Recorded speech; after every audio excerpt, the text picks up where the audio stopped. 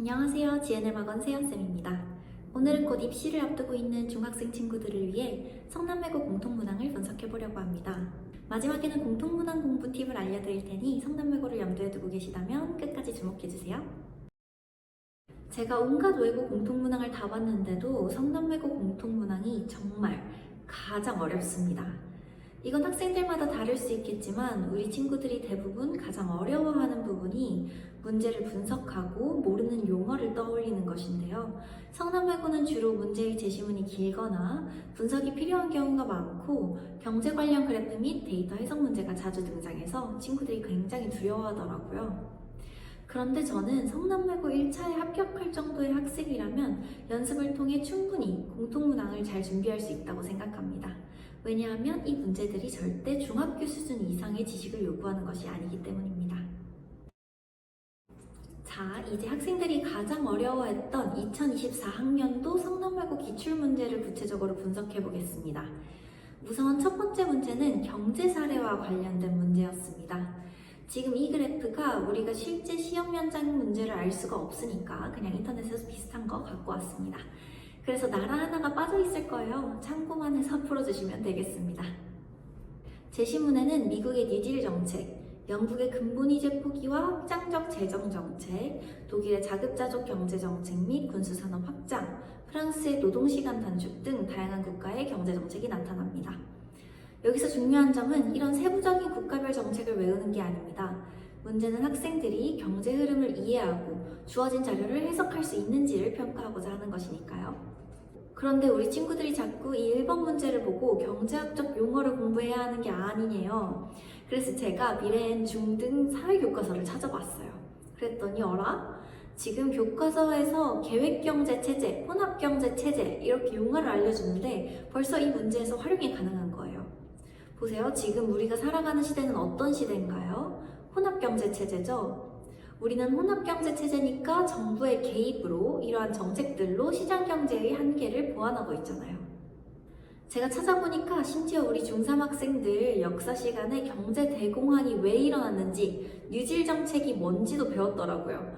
대공황이 왜 생겼어요? 1920년대 미국에서 일어난 과일 생산 그리고 거품 경제 때문이잖아요. 당시 미국에서는 엄청난 경제 성장을 이루면서 모두가 잘 사는 시대, 그런 인식이 있었어요. 그러니 다들 주식에 투자를 엄청 한 겁니다. 그러니 주가가 엄청나게 올랐겠죠. 기업에서도 우리 경제는 계속 좋아질 테니 물건이 잘 팔릴 거야. 이러면서 마침 공장 기계화도 시작됐겠다. 물건을 무진장 찍어냅니다. 그런데 생산된 물품은 많은데 소비는 어때요? 그대로죠? 그러면 물건은 못 팔고 재고가 쌓여서 회사들은 어떻게 돼요? 결국 문을 닫겠죠. 회사가 문을 닫으면 어떻게 돼요? 사람들이 직장을 잃어요. 보세요. 지금 이 문제에서 주가지수와 실업률이라는 두 가지 주요 경제 지표가 제시되었는데요. 이 짧은 스토리 내에서만 해도 이미 이 두 지표를 어떻게 파악해야 하는지가 나왔어요. 이거 다 교과서 안에 있는 내용이거든요, 여러분. 먼저 사회 역사 교과서 펴서 꼼꼼하게 한번 읽어보세요. 어쨌든 계속 가보겠습니다. 그래서 먼저 우리는 주어진 그래프를 분석해야 합니다. 그래프를 볼 때는 주가지수와 실업률의 변화 시점과 양상을 관찰해야 합니다. 자, 지금 20년대 중반부터 30년대 중반까지의 주가지수가 어때요? 열심히 오르다가 곤두박질 치고 다시 오르기 시작하죠. 그러면 이 변화하는 위치를 체크하는 겁니다.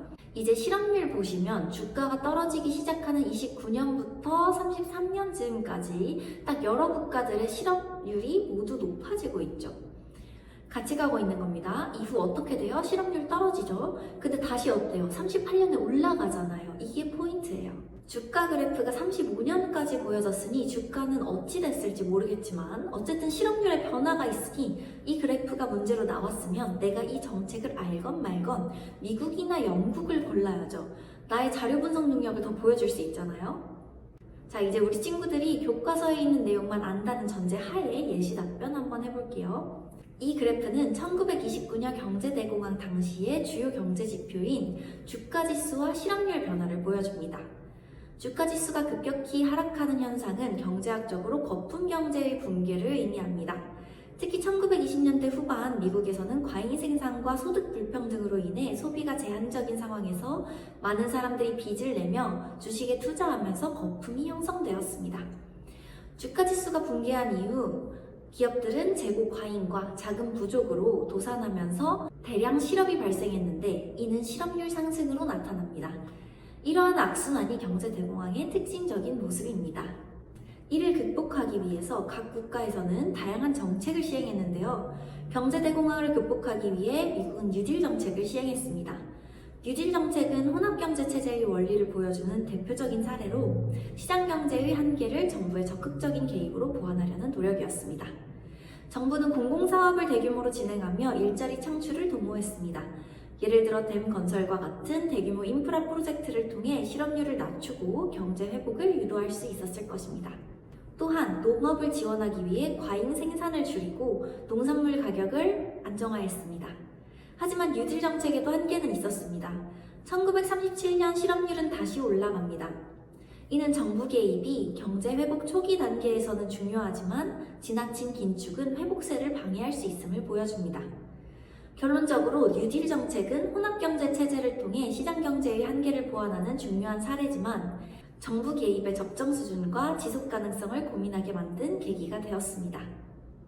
자, 제 예시 답변은 여기까지지만 이에 대한 학생들의 생각, 의견 또는 관련 진로를 꿈꾼다면 진로와의 연관성을 추가적으로 답변해주면 더 좋겠죠? 자, 다음으로 두 번째 기출문제는 한나 아렌트의 악의 평범성 개념과 아돌프 아이히만의 유죄 판결을 다룬 문제였습니다. 여기서 제시문은 아렌트가 정의한 악의 평범성 개념을 중심으로 아이히만의 행위와 그 판결의 역사적 의의를 묻고 있었습니다. 문제를 풀 때는 먼저 아이히만이 주장했던 나는 단지 명령을 따랐을 뿐이다 라는 논리가 도덕적 책임을 면제하지 못한다는 점을 파악해야 했습니다. 판결은 그가 단순히 명령을 수행한 것이 아니라 대량 학살에 적극적으로 기여했다는 점에서 법적, 도덕적 책임을 부과한 것이죠. 이 사건의 역사적 의의는 크게 두 가지로 정리할 수 있습니다. 첫째, 명령을 수행했다고 해서 도덕적 책임에서 벗어날 수 없다는 국제적인 기준을 확립한 것. 둘째, 이런 판결은 국제법과 정의구현의 발전에 중요한 계기가 됐다는 점. 학생들은 이런 문제를 풀 때 악의 평범성 개념에만 매몰되지 않고 제시문을 통해 논리적으로 판결의 의미를 분석하는 연습이 필요합니다. 예시 답변 해볼게요. 주어진 제시문에서는 나치의 간부였던 아돌프 아이히만에 관한 판결 내용을 담고 있습니다. 아이히만은 자신을 단지 상부의 명령을 따랐을 뿐이라고 주장하며 개인의 책임을 회피하려고 했습니다.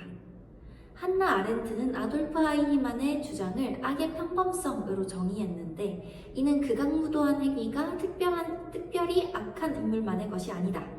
일상적이고 평범한 사람들이 시스템 안에서 무비판적으로 명령을 수행하며 만들어질 수 있다라는 점을 강조한 개념입니다. 그러나 재판부는 악의 평범성 주장을 기각하며 아이히만의 행위가 단순한 명령 이행이 아니라 대량 학살이라는 범죄에 적극적으로 기여한 것이라고 판단했습니다. 이는 역사적으로 두 가지 의의가 있다고 생각합니다. 첫째, 이 유죄 판결은 단지 명령을 따랐다는 논리가 도덕적 책임을 면제하지 못한다는 국제적 기준을 명확히 했습니다. 이는 개인이 조직 내에서 행하는 행동에도 도덕적, 법적 책임이 따른다는 점을 강조하고 국제사회의 새로운 기준을 제시한 사례입니다. 둘째, 이 사건은 국제법이 단순히 법적 판단을 내리는 것을 넘어 정의 구현의 수단으로 작동할 수 있음을 보여준 사례입니다. 현대적인 국제 형사법 체계가 없던 당시 이 판결은 공식적으로 명시되고 합의된 규정 없이도 홀로코스트라는 비인간적인 범죄를 심판함으로써 인류의 보편적 가치인 정의와 인권을 재확립했습니다. 따라서 아이히만의 유죄 판결은 단순한 범죄자의 처벌을 넘어 조직의 범죄 속 개인의 책임을 묻는 기준을 확립하고 인권과 정의를 지키려는 노력을 보여주는 중요한 사건이라고 생각했습니다. 마지막으로 성남외고 기출에서 학생들이 특히 어려워했던 또 하나의 문제는 옵트인과 옵트아웃 개념을 다룬 문제였습니다. 옵트인은 명시적으로 동의를 해야만 참여가 가능한 방식이고 옵트아웃은 동의하지 않으면 자동으로 참여가 인정되는 방식입니다. 이게 원래는 개인정보 동의를 미리 받아야 하느냐는 문제에서 나온 개념인데요. 이 문제의 핵심은 이런 개념을 모른다고 하더라도 제시문을 통해 맥락을 추론하여 답변을 작성하는 능력을 평가하는 데 있었습니다. 예를 들어서 동의하지 않은 사람을 동의한 것으로 처리하는 방식은 옵트아웃에 해당된다고 파악하면 되는 것입니다. 수업을 하다 보면 우리 친구들이 자꾸 옵트인, 옵트아웃은 개인정보 보호에서 어쩌고 막 그런 답변을 어디서 찾아와서 하는데, 그게 본인의 배경 지식에 있었다면 너무너무 좋지만 그거 하나 찾아본다고 해서 내년 문제에 이게 다시 나오지 않습니다. 그래서 문제를 읽으면서 각각의 새로운 개념이 설명하는 바를 명확하게 이해하고 이를 기반으로 논리적인 답변을 작성하면 되는 것입니다. 이건 바로 예시 답변 가볼게요. 가 제시문에서는 개인의 동의 여부에 따라 참여 여부를 결정하는 두 가지 방식을 제시하고 있습니다. 옵트인은 명시적 동의가 필요한 방식, 옵트아웃은 별도로 반대하지 않으면 자동 참여로 간주되는 방식이라고 이해했습니다. 따라서 A국은 옵트아웃에 해당합니다.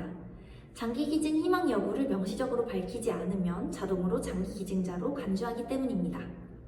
반면 B국은 옵트인 방식으로 장기기증 희망 여부를 명확히 밝히는 사람만 장기기증자로 간주합니다. 제가 한 나라의 대표라면 B국의 옵트인 방식을 선택하겠습니다. 그 이유로 세 가지를 뽑을 수 있습니다. 첫째, 개인의 자율성을 보장해주기 위해서입니다. 장기기증은 개인의 신체와 생명에 관련된 매우 중요한 결정입니다. 옵트인 방식은 장기기증을 희망하는 사람들만 명시적으로 참여하도록 요구하기 때문에 개인의 선택권을 더욱 철저히 보장할 수 있습니다. 둘째, 참여자가 충분한 고민을 하고 책임감 있는 선택을 하도록 할 수 있습니다. 옵트인 방식은 참여자가 명시적으로 동의해야 하기 때문에 단순히 시스템에 의해 자동으로 포함되는 옵트아웃 방식보다 참여자의 의사를 더 명확히 반영할 수 있으며 본인의 선택에 대해 더 책임감을 가질 수 있습니다. 셋째, 사회적 신뢰를 증진할 수 있습니다. 옵트인 방식을 사용하면 참여자는 자신의 동의가 확실히 반영된다는 신뢰를 가질 수 있습니다. 이는 장기기증과 같은 민감한 문제에서 정부에 대한 신뢰를 강화할 수 있습니다. 물론 옵트인 방식은 참여율이 낮아질 가능성이 있습니다. 이를 보완하기 위해 효과적인 캠페인과 정보 제공을 통해 장기기증의 사회적 가치를 적극적으로 알리고 참여를 독려하겠습니다.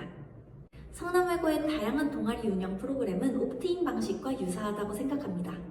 학생들이 스스로 관심 있는 동아리를 선택해 지원해야 참여할 수 있는 구조는 옵트인에서 참여 의사를 명확히 밝히는 방식과 유사합니다. 저는 이 방식이 학생들이 진로에 맞춰 자기주도적 학습을 할 수 있도록 하는 방식으로서 더 적극적이고 능동적인 태도를 기를 수 있는 바탕이 된다고 생각합니다. 이 정도가 되겠죠?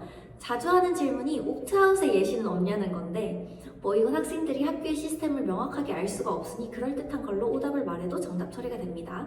예를 들어서 보통 급식은 옵트아웃 방식이겠죠. 모두 먹는다고 가정해두고 안 먹겠다는 의사에 따라 뺄 수 있는 방식이겠죠. 성남외고만의 답변 팁 드리겠습니다. 성남외고의 공통문항은 단순히 사실을 외우는 것이 아니라 문제에서 묻는 의도를 파악하고 자신의 생각을 논리적으로 전개하는 것이 중요합니다. 그렇기 때문에 공통문항에서 미리 정해놓은 기준으로 이 선지를 선택하고 그것에 따른 논리를 빠르게 전개해 나가는 게 중요하겠죠. 제가 답변 원칙을 3가지로 정해드리겠습니다. 첫 번째, 도덕적이고 인간 중심적인 선택을 우선한다. 아까 옵트인, 옵트아웃에서도 제가 윤리적인 논란이 덜 생길 옵트인 방식을 채택했죠. 자, 두 번째, 제시문에서 추가 조건이 있는 선택지를 활용한다. 이건 아까 대공황에서 제가 미국, 영국을 고르라고 한 이유랑 같습니다. 자, 세 번째, 자신의 경험과 학습 내용을 연결해서 답변을 구성한다. 아까 악의 평범성 문제에서 실제로 학교 내에서 단체로 잘못했을 때 반대하지 않고 조용히 가담하게 된 학생도 같이 벌을 받은 상황을 내가 겪었거나 아니면 본 적이 있었다면 활용할 수 있겠죠? 자, 또 우리 친구들이 시중에 나와 있는 공통문항 다 풀어보고 성남외고 거 다 풀어봤다 싶으면 동탄국제고에 비슷한 유형 문제들 좀 있으니까 함께 참고해보라는 게 제 팁입니다. 공통문항만큼 실력이 금방 오르는 게 없으니까 꼭 연습 잘 하셔야 합니다. 자, 성남외고뿐만 아니라 특목고에서는 양자택일 방식의 공통문항이 자주 출제되는데요. 각각의 선택지에 따라 자신의 생각을 미리 정리해두는 것이 중요하겠죠. 그래서 제가 한번 모아봤습니다. 먼저 A그룹은 기본 가치 선택하는 문제가 많아요. 첫 번째, 과정의 정당성과 결과. 자, 두 번째, 사회의 이익이냐, 개인의 이익이냐. 세 번째, 공정이냐, 평등이냐. 네 번째, 법이냐, 윤리냐. 5번째, 자율이냐, 책임과 의무냐.